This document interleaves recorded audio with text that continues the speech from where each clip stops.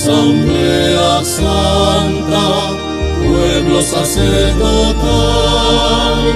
pueblo de Dios, bendice a tu Señor.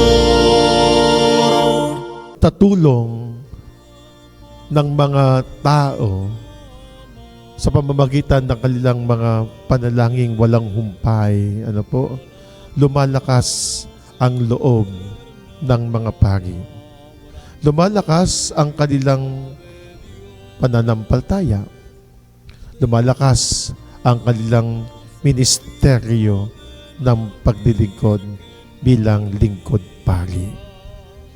At gayon po, sa tulong po ninyo, mga nagmamahal sa ating pong inang simbahan, ay napapabanal, dangat mahina ang tao, lalo na po ang mga pari, tao rin, mahina din, merong kahinaan, pero sa tulong ninyo ng pagdarasal, pananalangin, walang humpay, lumalakas. Ikaw ang biyaya ng Diyos sa sambayanan, ikaw ang